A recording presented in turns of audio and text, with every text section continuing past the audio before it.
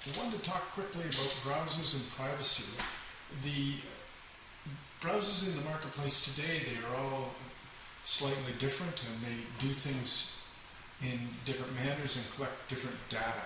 And there's quite a few details and documents and blogs on the internet that will discuss the differences between the browsers and what browser is the best. For us here, when we're recommending users to use a specific browser with WebWISH, we consistently come back to using the Firefox brand. The Firefox browser, with its default settings, is pretty much all you need to ensure that your data is private and safe when using WebWISH.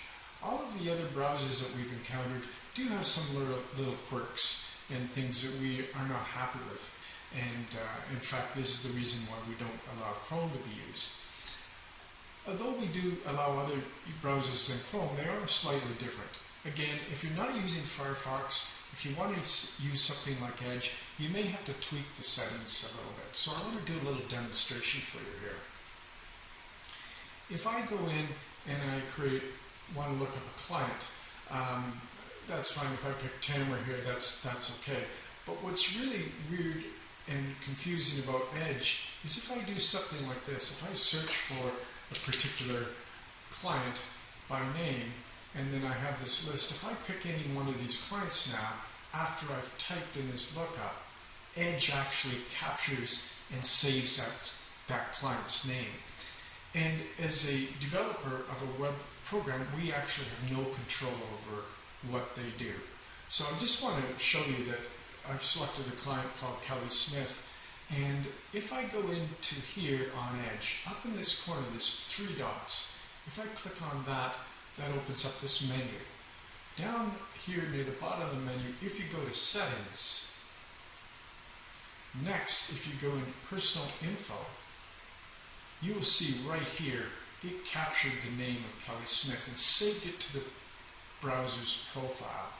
This means if you go to any other website that's asking for a name, Kelly's name will be one of the ones that come up as an offered suggestion. So over time, you can imagine how large that can get. So for example, if I go in again and I'm typing another one, say I'm going to look for anybody with the name of Fran, and I pick Francine, there I've selected her record. Again, if I go up to the 3 dots, down to Settings, now into Personal Information, you see it's captured. Edge has gleaned and captured the name of that client and saved it so it can offer that as suggestions in other websites.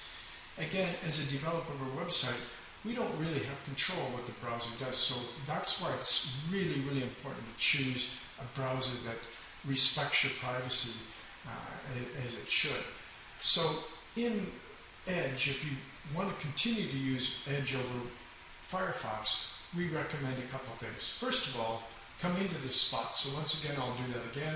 That's 3 dots, down to Settings, and into Personal Information. If you have any names in here, we suggest that you delete them. You can delete them one by one, or you can delete all of them at once, like that.